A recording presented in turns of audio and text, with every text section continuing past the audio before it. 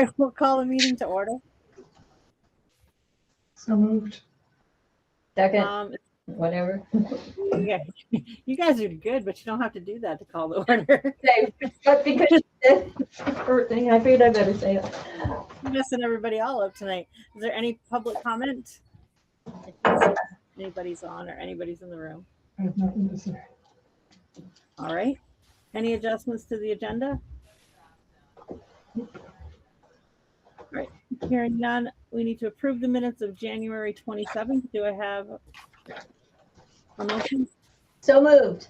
Second. Any discussion? Hearing none, so moved. Board correspondence, I don't have anything. Does anybody have anything? Public comments again, but we don't have any public, so yeah. And we are on to you, Jamie. Thanks, Kathy. So the board has my report in hand. We did offer our first of 2 hybrid drop-in sessions on budgets across the SU on Friday. We did not have anyone show up, but the Herald did. So I do expect that a news story will be occurring in the Herald on a bunch of our district budgets this coming week. Also, I did take the opportunity to do a recording, and it got posted today, specific to the RUD tax sheet. So we've now walked folks through the Stratford tax sheet and the RUD tax sheet. I will make certain they get videos done this week on both Sharon and First Branch as well. I just want to remind the board that the WVRSU Anti-Racism Task Force will be joining us tonight to talk about signing on in partnership with the Hartford School District in order to send support to the Winooski School District. They'll be here to speak specific to the letter that was included in your packet. Also, just wanted to highlight that we do have specific coaching sessions happening in regards to EL for our administrators this year, and our teachers have been great in regards to welcoming the admin team into their classrooms with our EL coach, Katie Sparks, and also Onda has worked to put some additional supports in place of having some ambassadors at each of our schools to support in regards to work around EL. So Katie will now start to work with some of our teachers in each of our districts and schools within the districts. And then hopefully you had the opportunity to read the Valley News article on the alternative programming that we've built here at the campus. That was a great article. That was a really nice article. So a major shout out to that team. Reminder that we have Arts and Soul coming up on the 26th of March. And I've had some coffees and conversations happening, both at the Rochester Cafe that was well attended last Thursday. And I did make some eggs at the Tunbridge Rec breakfast yesterday, and that was really well attended by First Branch, Royalton, and Stratford folks. And then finally, a huge shout out and thank you for Stacy Peters, Board Chair Peters testified in front of Senate Ed last Friday, and thank you to her. And those are the highlights. I'll take any questions folks may have. Bill has his hand up here in the room, Kathy. Hey, go ahead, Bill. Wondered what the feedback was at your coffee with Rochester Stockbridge at the Rochester Cafe. Were there any issues that were concerned them, or any questions, or what was the tenor of that, of your conversation there? Every time I talk to people, Bill, it's about Act 73 and maps, and are we going to prevail as an SU? And so that was the tenor of the conversation. There's about 12 folks. That's not bad at all. Yeah, so it was good. All supporters of the work we're trying to do. Thank you. Michael? Yeah, Jamie, I just wanted to appreciate the fact that the faculties at these various schools are so open and willing to having that many folks into the rooms to observe their teaching with the EL program. That's not an insignificant reminder about how committed and on board everybody is. So I just wanted to shout out and thank teachers for being so invested and open to that. It's very heartening. Thanks, Michael. Robin? Hi, I just wanted to, I was at the town office paying my taxes. And I had 3 or 4 people speak to me about the work that Jamie's doing in terms of Act 73 and how much they appreciate you. So I wanted to pass it along. Oh, thanks, Robin. I appreciate that.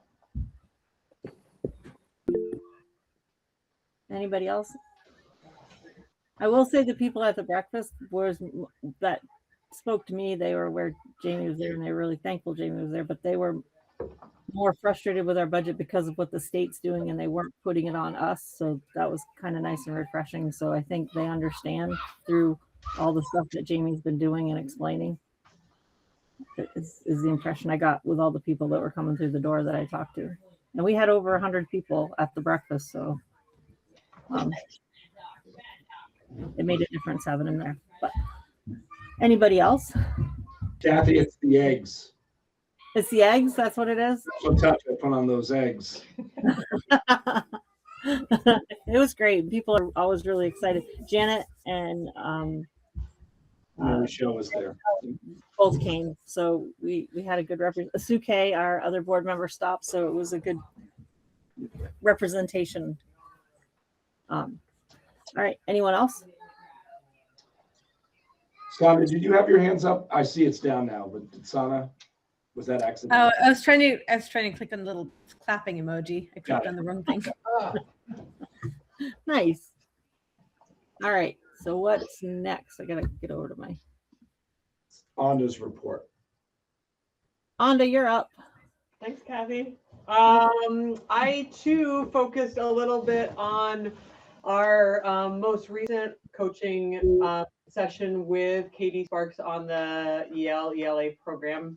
And just because I was thinking about this group, thinking about this goal, in just what were we in that classroom, like 20, 30 minutes in the 8th grade classroom was just so inspired by how many different portrait of a learner characteristics we saw in action in the classroom. I'm not saying that every single one was achieved at proficiency, but you can see them all happening in the way that the students were presenting their kind of expert knowledge on this food choice segment, how they were sort of debating with each other, how they were working to stay open-minded around things like McDonald's and Uber Eats, and how much those should infiltrate a rural environment.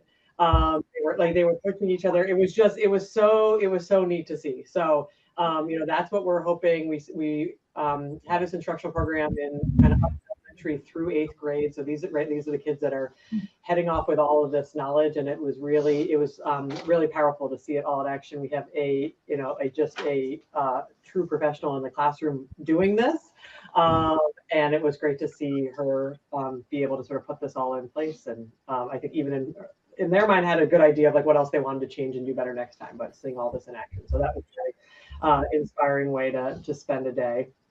And we were in a lot of different classrooms, but I kind of wanted to go deep on one. We got to see 3rd through 8th grade and first branch. So it was really a really great day. I think the last time we met was right before we headed to the State House for the Rural School Day, right? Because I think that was on a Tuesday. We were a bunch of our students and teachers and administrators were up in the State House on that Friday. And for me, it was such a example of the community school model, just to see all these ways in which our students were sharing their learning, and it hit kind of all the different areas that we think about. And it was really fun to see them interact with each other, interact with different legislators and other community members, other schools throughout the state. So a really fun day to be a part of. And the last part, just thinking continually about how we have oriented ourselves as a supervisory union. and the ways in which I think we're super efficient, is our is our calendar work. I don't know if how many folks remember this used to be a point of more tension within our system of how do you get 10 different towns and different districts to all agree to the same calendar. And we've just put things in place and engaged in conversation over the last 5 years that now, I mean, the meetings, first of all, it takes almost no time to do it. People have a lot of the information, not everything's changing every year, right? I think we've really nailed in some things. They know what to get feedback on. It's not to say everything stays the same, right? We've changed when our conferences are this year. We got a lot of good feedback on that, and we'll move forward with that again. But again, it's a structure that's gone into place that does still value local voice and what matters to all of our towns and schools, and finds a way to make things be coherent across all of towns and districts. So we'll look at the calendar, I think, later for your all FYI, but it's certainly another example of where things are working really well in this system. Thanks. Any questions for Anda?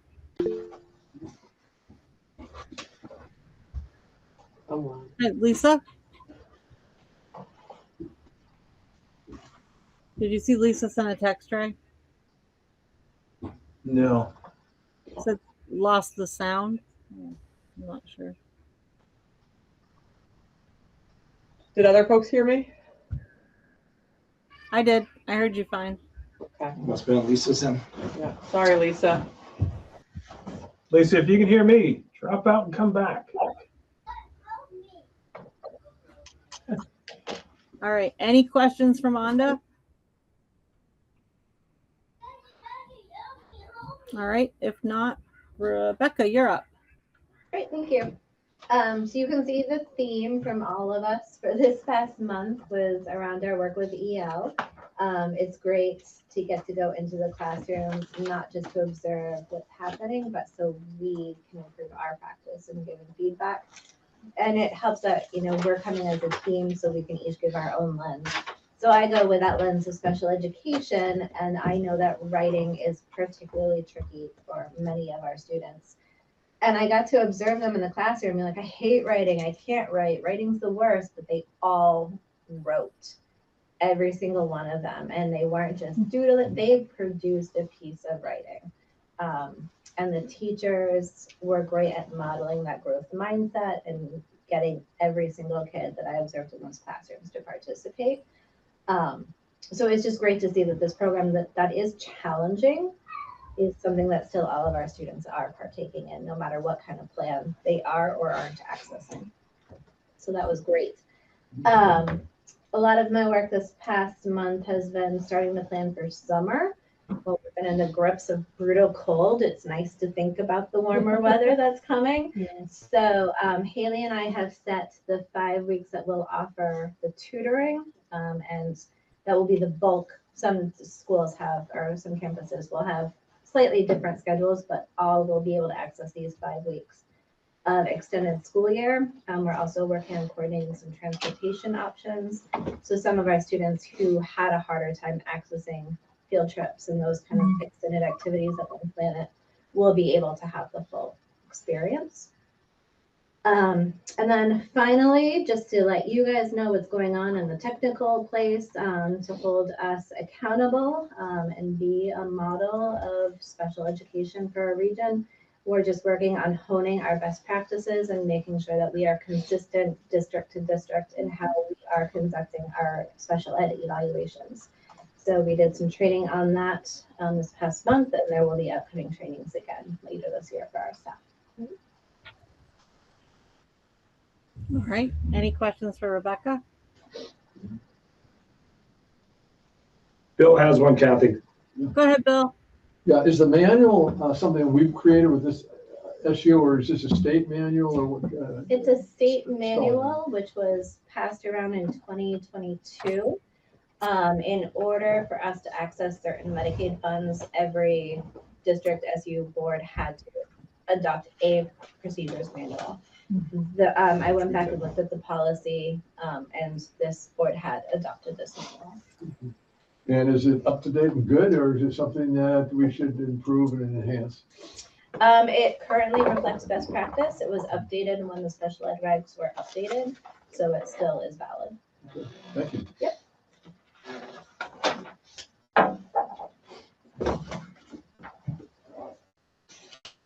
Any other questions? All right, hearing none, we are on to Tara. Good evening, everyone. You have my report. It outlines what's happening in the business office next month. And this month, we've been wrapping up all of our annual budgets and presentations and mailers. And then if there's any questions. Any questions for Tara? All right, on to Ray. Okay, Robin had a question, Kathy. Oh, Robin, I'm sorry, I didn't see you. It's okay. I was just wondering if the yield numbers came in. Oh, yeah, good question. We're still using the 12-1 yield Okay. in our budgets. We haven't received any updated numbers. Okay, thank you. Thanks, Tara. Any other questions? Hey, Ray. Okay. In my report, Alma, the newsletter, NESDEC.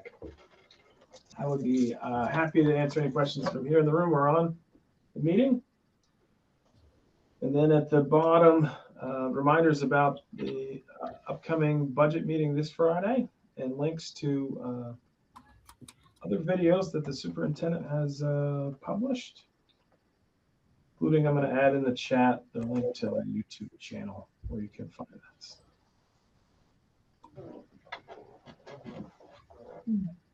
Nice. Ray, it's Michael. Yes. Would you just go back to that, your report, and go down to the bottom and highlight for folks the information on projected enrollment so everybody can see that? Mm-hmm. Because if folks have been busy, which I know everybody is, and haven't had a chance to look at this, it's really worth checking out these projections for WVRSU. Yep. So this is out of my report is a link to the full report from NESDEC.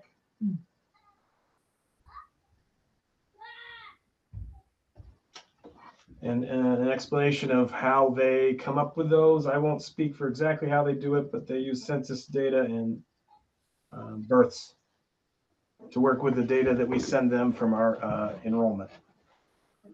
So, as has been the case for the last several years, right? If you look at the last line, there's an expectation that enrollment will be down slightly, along with Vermont and New England. And can you just make sure they understand enrolled means students actually in our buildings, not how many students we actually have? Right. So usually I would be talking about ADM, average daily membership, which is different than enrollment and which is different than tuition. So when you're looking in the report, I'm going to bounce back to that. You need to, it will tell you, but you need to look at what the report is talking about, because it will list pre-K to 12 here, but then in some of the charts, it goes just from graduation. And sorry if I'm scrolling too fast. See, on the first page it says pre-K, and then here it says K through 12. And we believe we have it dialed in. This organization is out of Massachusetts, so there's a bit of a, we've had to go through a couple of iterations to get what they consider private students, what we call tuition students, to land in the right boxes so the report is accurate in all directions. Michael, was there a specific part you wanted me to talk about?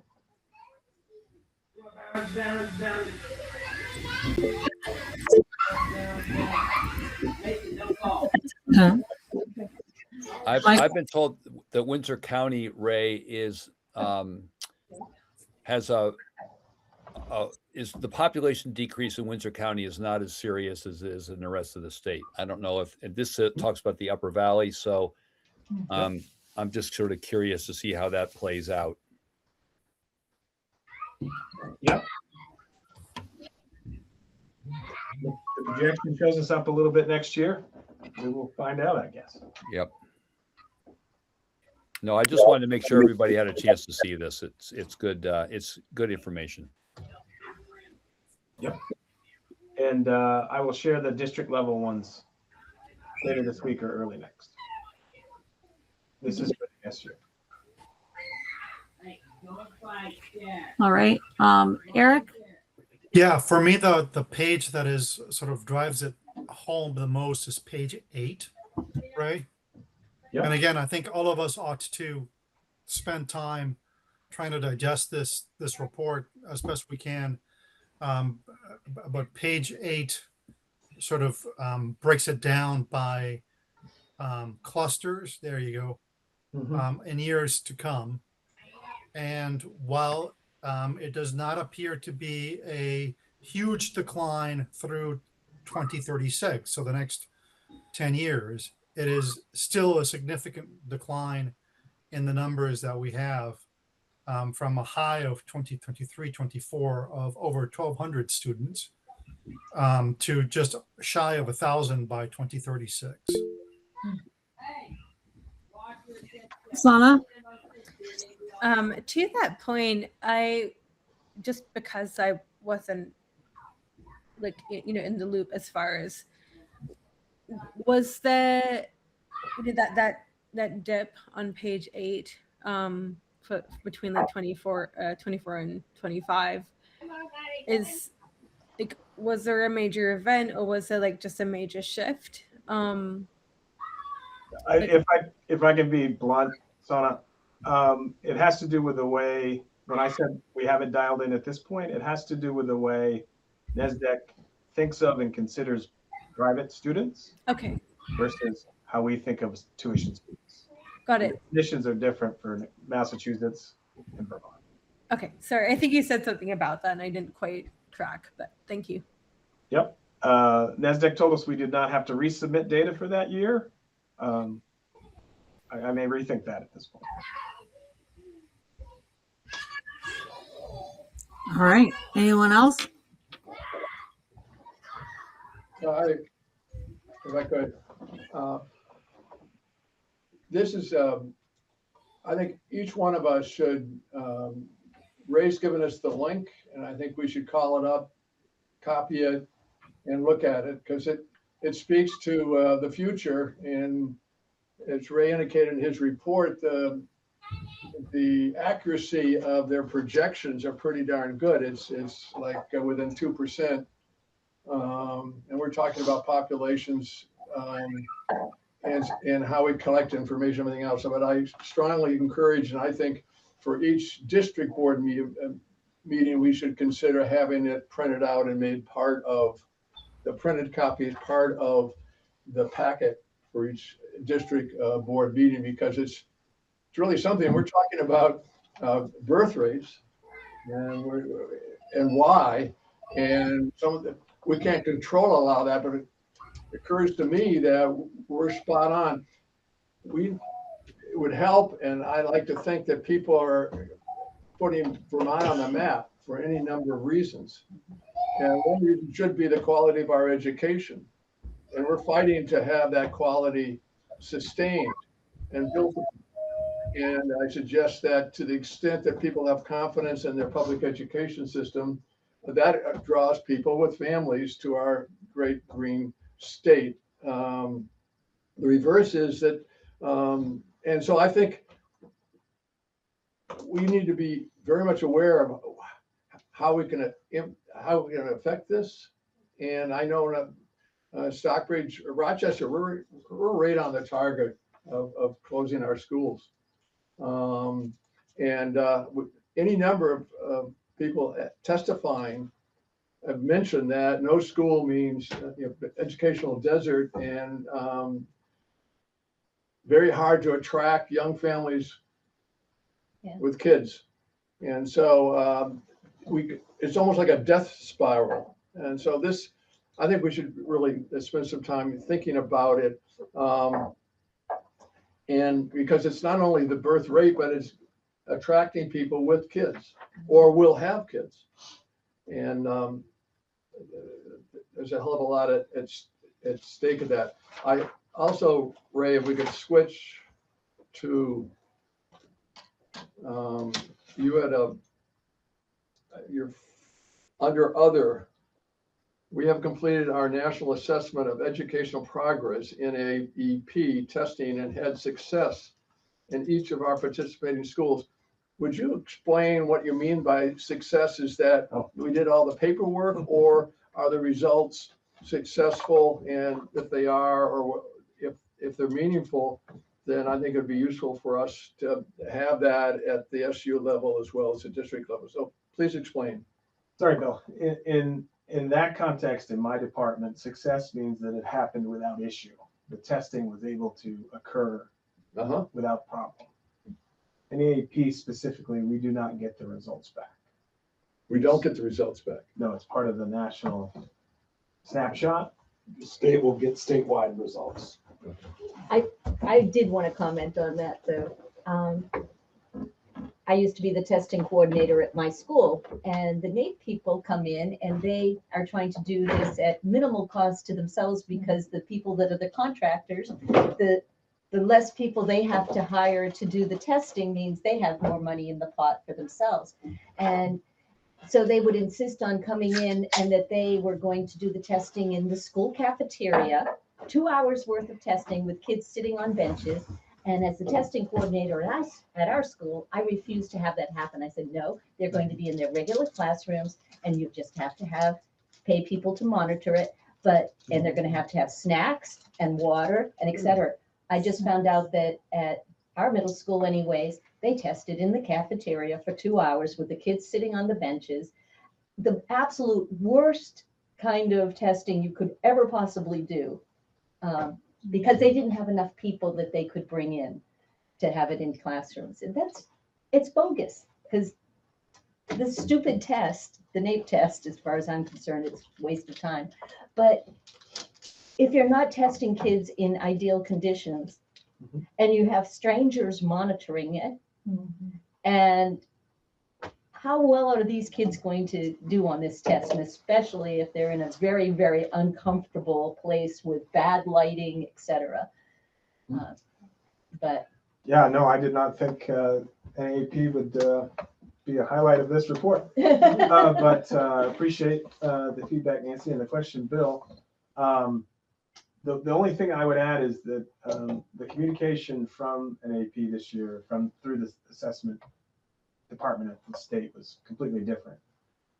And they decided that 2 of our schools would use NAEP devices and the rest of our schools would use our own devices. And the administration still happened the same. But to your point, I think, Nancy, the people who were there delivering the test, they themselves had no idea why those decisions were made. yeah. Thanks.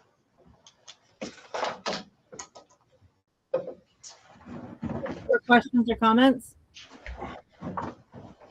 Right, we are on to superintendent evaluation. We have our evaluation put together. We have a letter written. The committee's meeting again this Thursday night to hopefully finalize things up, but we're moving right along with that process. Any other comments from the rest of the committee? Okay. Policy committee C37. You have student use of cell phones in your packets. The committee voted tonight to pass it out of committee to the board, so this will be the first reading at the full board. So we'll bring it back to you next month after everybody's had a chance to look at it, or if you look at it and you have any suggestions or questions, you can email a committee member or Jamie. All right. Updates on Act 73, Jamie. Oh, you got a hand here. Oh, Bill's got a question. go ahead. So from the policy committee or Jamie, What are we talking about here? And when is it, if we pass, are we talking about implementing next fall, this coming fall? And then are we talking about these bags that we put the cell phones in or something, just for the layperson? What does this mean in the students coming into the schools from now on, once this is implemented? Or is that still being considered? Jamie, do you want to go on that one? Yeah, so I mean, this is saying we're going to comply with law, which says cell phones are banned. Yes. And so it's more like how. That's what's going to be my next sentence. The procedure will be a little different at each building because right now we have different procedures. Some may use bags, some they lock them in the cabinet, and we want to allow each building to articulate the procedure in their student handbooks, but comply with the policy, which is they're banned. But it won't be one size fits all across our districts. And it's middle and high school. It's all students. All students.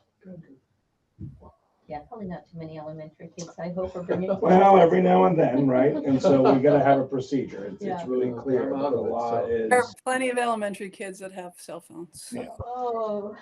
And just to clarify, it's cell phones and other prohibited devices like smartwatches and things of that nature. Having taught classes of vegetarian, this is a great idea. Yeah. Well, and this is something that passed in miscellaneous ed Right. last year. But we were clear based on the size of the district, based on the age of the kids. We didn't want a set procedure of how we would handle that in regards to making certain they're away. Makes sense. What So about teachers? each district will have a procedure. Is there going to be any kind of rule on teachers having their phones Well, out? the staff handbook does address cell Okay. phones. Okay. I think we probably need to get tighter on enforcement in Yeah, general. that's going to be a but problem with kids The seeing staff the handbook, teachers. the staff handbook does address Okay. cell phones, and they're not supposed to be out. Okay. Thank you. All right, guys. Okay, Jamie, Act 73.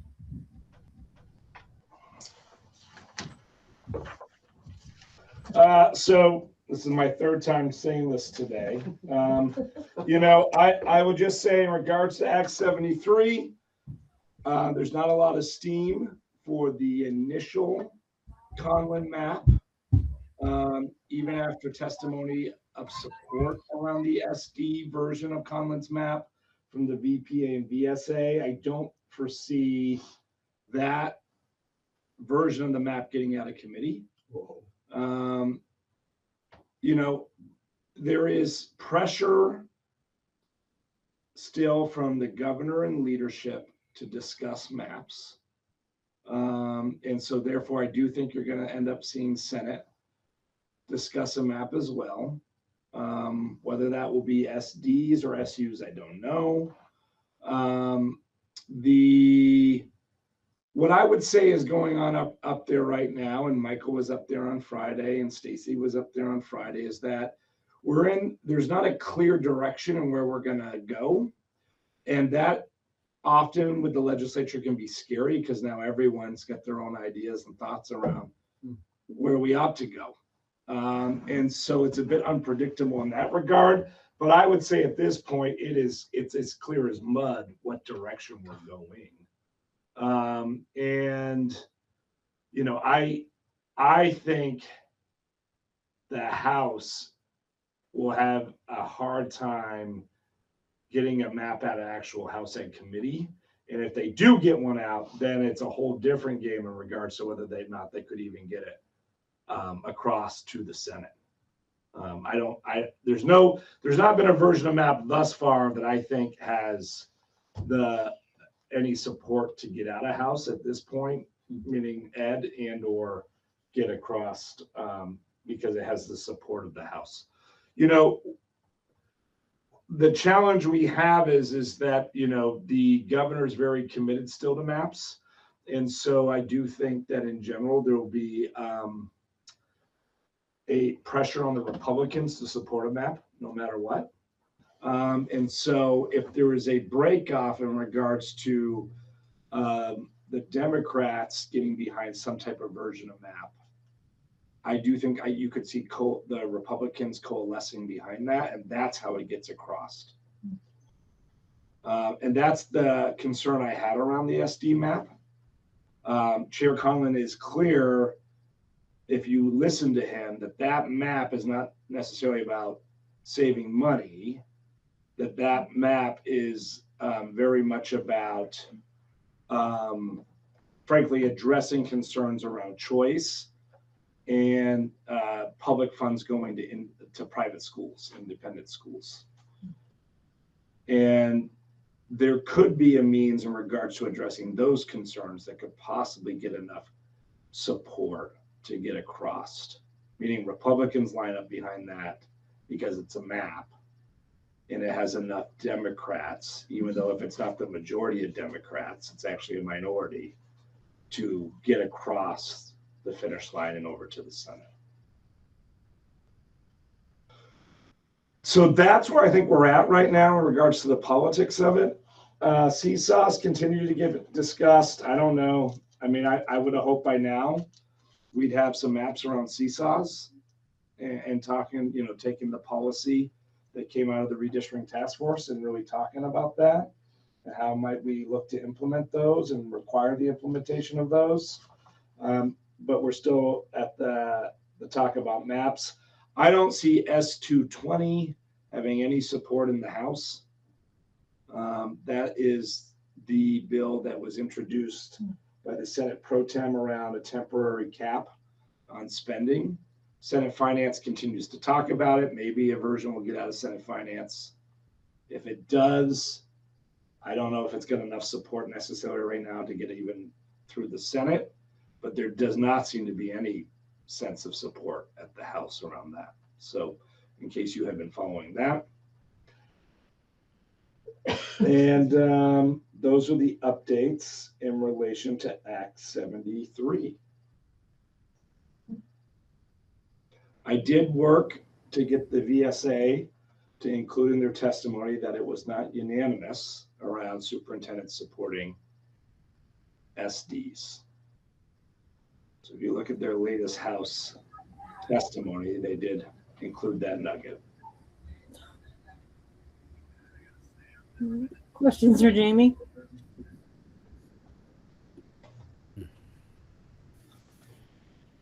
Thank you for all your work on it, Jamie, and Stacy that went up and testified. We'd be in a whole different place if you guys hadn't been doing all this work, Jamie. Well, yeah, and thank you to all of you for getting communication out to your public. The letters made a big difference a week ago. And, we'll have to ramp up again. I mean, again, it's a marathon, right? I think it's, nothing's going to get decided till June. And there will be some more sprints between now.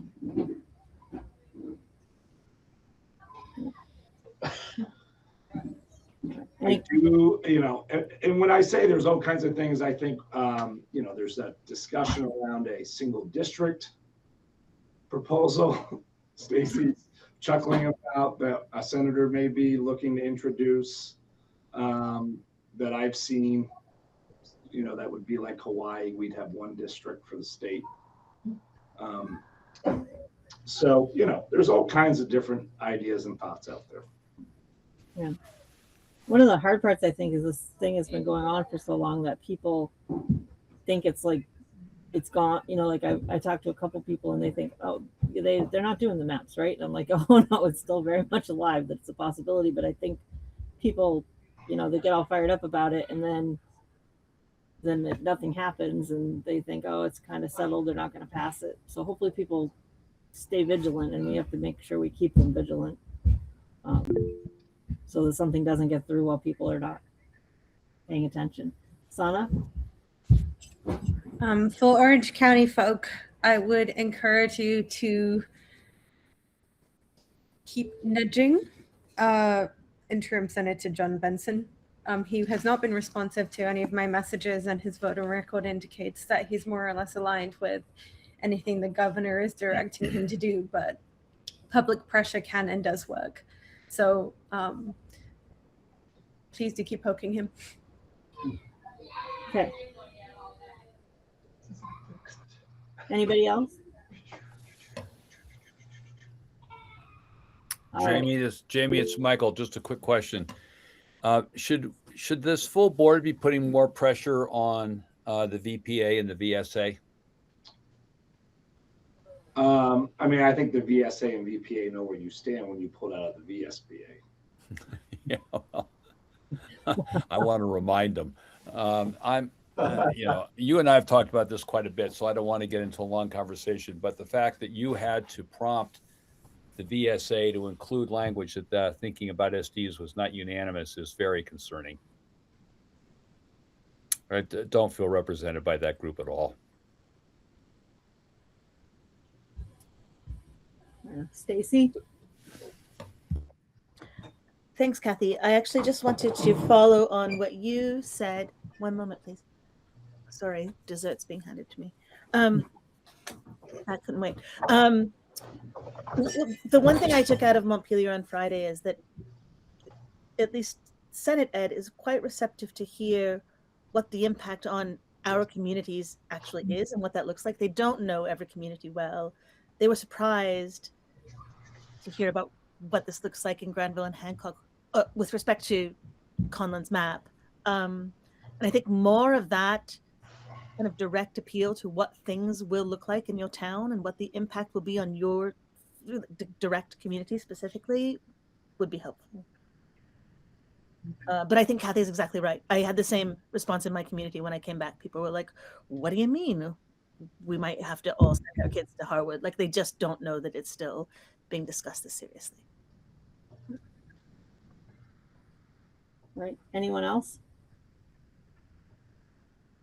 Okay, we are on to Calendar. The school calendar, possible action. Yeah, I've always had you as an SU board, just, give a thumbs up and adopt the calendar because I think it's good to do that. And so it is listed as a possible action item. Just a reminder that we have worked hard as actually a VSA to coordinate our vacations in regards to both February and April. So these February and April breaks, just like this year, are lined up across the VSA regions. So that in RSU specifically, if you have a student attending in Rochester and in Middlebury, that those breaks will align, not be opposite. In the past, we had to align one with the north and one with the south because for a long time they were on two separate calendars.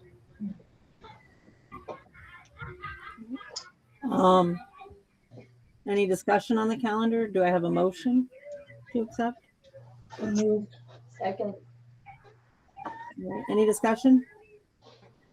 All those in favor say aye. Aye. Aye. Aye. Any nays? Right. Hearing none, we approve the calendar, Jamie. Thank you. Thanks to Amda and her group we're a month ahead of time. Nice. So we'll get it out, which will be good. Big families will appreciate that. Next up, we have board joining letter of support from Hartford High School to Winooski School District. Yeah, we've got members of our anti-racism task force here, both board members and the public. And we have our equity coordinator, Dana, here. And Dana, can I hand it off to you? Yeah. Hi, everybody. Thanks for having us today and tonight and looking at the letter. You all received a copy of the letter. Should I go ahead and read it? Would that be helpful, or how would you like to do this? Is it okay if I jump in and read it? You're muted, Kathy. Yes. Sorry, Dana. Yes, go ahead. Okay, thanks. Well, just a little preview.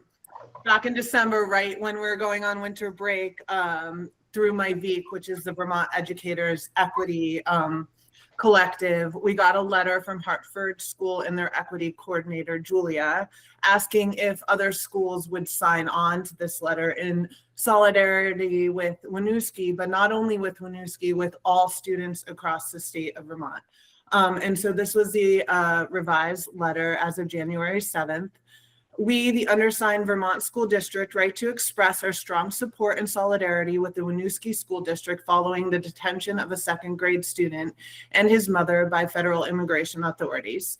The Winooski School District and Superintendent Wilmer Chever's rapid, compassionate response, mobilizing community resources, legal assistance, and financial aid demonstrates a remarkable commitment to student safety, dignity, and well-being. We also commend Winooski for standing firm in the face of hateful backlash, most recently after raising a Somali flag on public school grounds to show support for Somali students and families. In doing so, Winooski upheld the values that guide public education in Vermont. Protection of students' welfare and sense of belonging. By raising the Somali flag, Winooski visibly affirmed that Somali students and residents are welcome, valued, and part of the school community, even when the act provoked fear and intimidation. Defense of inclusive and equitable education. The district's willingness to stand with its immigrant families and refugees demonstrates leadership in ensuring that no student's sense of dignity or safety is eroded by external hostility. Commitment to moral courage and community solidarity, choosing to stand against racism and xenophobia, even at the risk of backlash, and exemplifies a deeply held principle that schools are places of refuge, support, and unconditional care. We believe Winooski's action sends a powerful message that public schools have a duty not only to educate, but to protect and uplift every child, regardless of background, ancestry, or nationality. Especially in times of political and social tension, such leadership is essential. Therefore, we pledge our solidarity with the Winooski School District. We stand ready to collaborate on statewide support efforts to amplify the message of inclusion and to advocate for the safety, dignity, and education of all Vermont students. We further urge all responsible authorities at local, state, and federal levels to prioritize the safe and swift reunification of separated families and to acknowledge the severe emotional and educational consequences that immigration enforcement actions impose on children and communities. Vermont's educational community stands firmly with the Winooski School District, unified in purpose and unwavering in our commitment to protect every child's right to learn, grow, and thrive with respect and solidarity.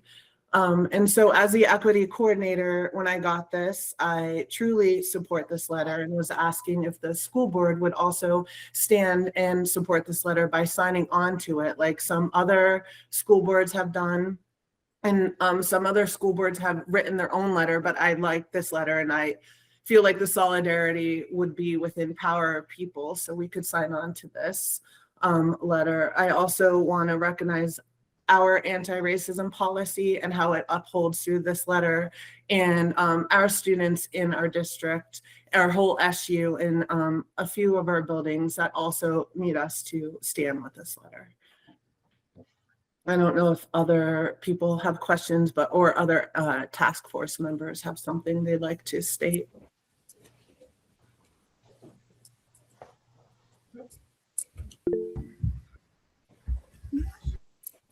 Michael, go ahead. I'm also a task force member, and I just wanted to offer my unwavering support for this letter. This is much more for me than whether or not something could happen in one of our own schools, which of course is entirely possible. This really has to do with the support of our children statewide and recognition that these actions have taken place in a way that really can make schools an incredibly unsafe place for children to be. So I just wanted to say I really appreciate all the rest of the folks on the task force. And as a member here tonight, I just wanted to say that we gave this good consideration. It was a great discussion, and I fully support it. Thank you, Dana. Thanks, Mike. Sana? I think there's someone there in the room who had their hand up before me.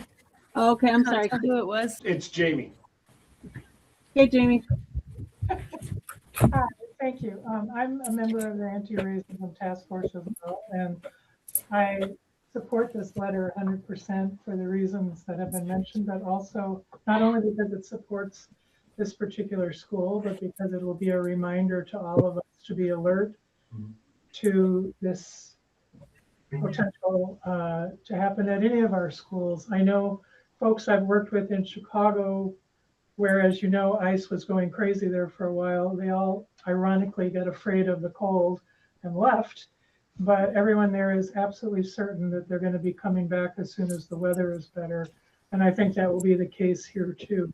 As you know, they were in Maine, they've been in New Orleans, they've been in a whole bunch of places, and there's no reason to assume that they won't be coming to our schools and trying to harass our students. So I think it's a great reminder for all of us as well to just keep in the foreground, to be alert about this possibility and be ready to support any school, any parent, any educators who deal with this issue. Thank you, Jamie. Sana. I just want to express my deep gratitude for you coming to us with us. I'd heard about this through VEEK and through Vermont Educators of Color, and expressing our support is also about those of us who are privileged enough to sit in these bubbles, removed from the anguish and the pain that we've seen unfolding in Minnesota when there are children detained in Texas and continue to be detained unlawfully, illegally, that this is not a time to be hiding. And it is coming. Our representative Ballin and both our state senators have had have been meeting with the governor to determine actions, because it is coming here. And especially when I mentioned John Benson earlier voting against, he voted against SR 21, which was condemning the ICE actions in Minnesota, when there are people who do support these things. And I think this, signing on and to support is expressing, that this is not this kind of behavior and these cruelties are not welcome here in Vermont and is not reflective of the state. So thank you for bringing this to us here. What do we got? Hi, Eric. Hi. So my question is for Jamie, and I don't mean this to be a detraction from the letter. It's a question of readiness, and it's not of readiness as it relates to the federal government coming to our door and saying we want to, talk to X, Y, or Z person about their immigration status. My question is more about our readiness to comply with audits and the like from the Department of Education and or the Department of Justice. Let me ask the question differently. Have we spoken to our lawyer about this? About this letter? Yep. Yes, we have spoken to our lawyer about these letters and our policies. And do we feel, actually, I don't care if we feel confident or not. Are we ready to respond to the federal government when they come knocking on our door? We're ready to respond, in regards to all of our policies, including our anti-racism policy. Concerns have been raised that the federal government may have.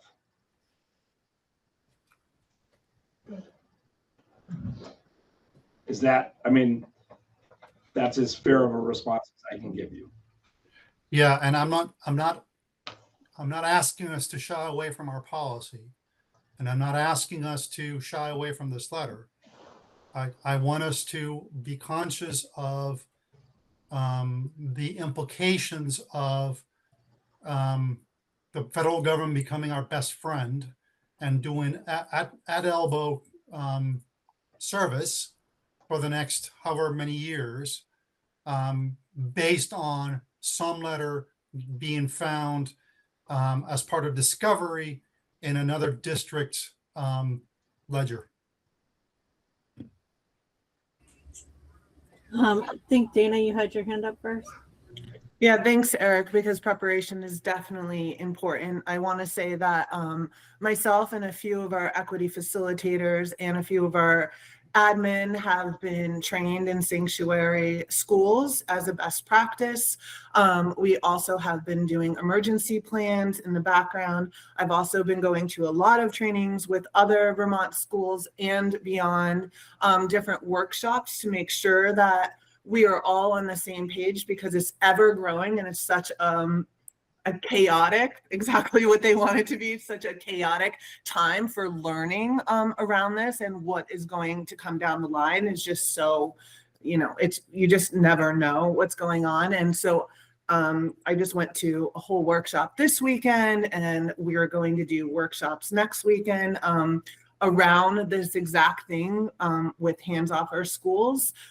So I just want to say that to you and the board, that there's been a lot of training happening lately, and a lot of processing and talking to different organizations across this state and nationally. So it's been a constant, and I'm very happy that some of our equity facilitators are on board to help with this, including Katie and I are running a workshop, a community workshop this Sunday in White River around this exact same thing. So just so you know, we're not just sitting here and yeah. Dana, that's helpful. If I may, there's a difference between, and I hope the training touches upon this, because there is a difference between being ready to respond if a federal ICE agent or any other law enforcement agents comes to your door asking for stuff. That's one type of response, and that's what I think that you were mostly talking about. The secondary type of response is what happens when the Department of Justice or the Office for Civil Rights starts a enforcement proceeding, not against individuals, not to find information to the school, but because they believe that you're now in contravention of federal equal protection laws. That's the type of concern that I am bringing forward. That's all. And so, Eric, as I was saying before, I think my response to you is we're prepared to respond, but in regards to concerns around our policies, I think that the federal government can raise the same concerns and do investigations like they are at CVU right now. And we will be prepared to respond. All right, I see a lot of people with their hands up, so I think this can be quite a lengthy conversation. So I'm not sure if maybe we'll keep going around. But the other thing I had, Jamie, does this need to go back to the individual boards to approve it, or can we? This was going to be the specific just to the SU board. Okay, I know, I'm not sure. Well, I think I know how my board will respond, but I just. It's not, you're not signing on your district board's behalf. You're signing as an SU board. Okay. That would be. All right. So let's do a few more on this one. Who's next? Sana, you were next. I just wanted to piggyback on what Jamie had said, and just note that regardless, the fact that our policies and that we even have, an anti-discriminatory type task force alone, is more or less an invitation for that kind of investigation. I mean, I've been seeing, like at Dartmouth College, the degradation of people in the provost's office. We have lost persons of color who kind of work in that DEI space as a result of federal pressure. The goalposts will move regardless. And as Danny was saying, like the reason why we're seeing this level of statewide organization is because they're not going, they can come up with any reason given how unlawfully the federal government has been acting. And it can be contested in court, but that does require going through the court process. And so I think whether or not we sign on to this letter, the fact that, we have policies like Jamie's mentioned, the fact that they exist are enough cause, as we've seen happening across the United States, So it's really like us having a united front in a sense also emboldens, other schools to act out and support, and it invites people in the communities to be more engaged if they haven't been. When we are protecting our most vulnerable, we're protecting all of us as well. So Thanks, Anna. Robin. So I know that the state has Act 5, which requires that schools can't share immigration status about students already. I mean, that's been in place for a long time. It seems to me that this aligns, this letter, because they're all our children, aligns with what we've already stated. And there are other legislations pending in different places that are trying to keep ICE out of schools.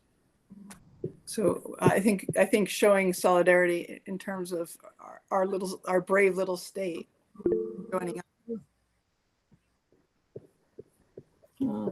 Yeah, thank you, Robin. Who else? Did someone else have their hand up? I'm trying to.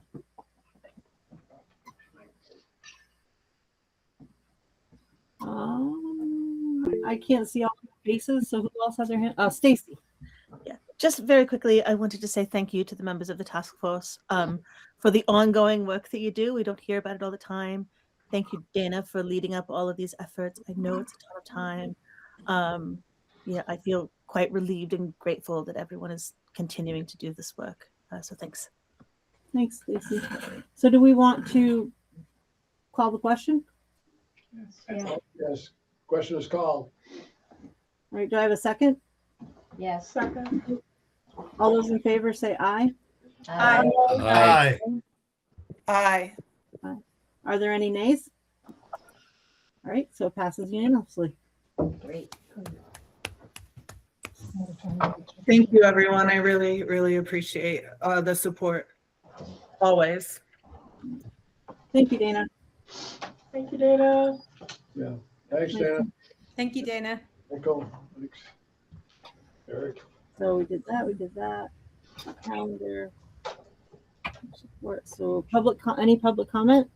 Anybody else on? And we need an executive session, Jamie? Yeah, just to give an update on labor negotiations. Okay. And it probably could just be with the board and I.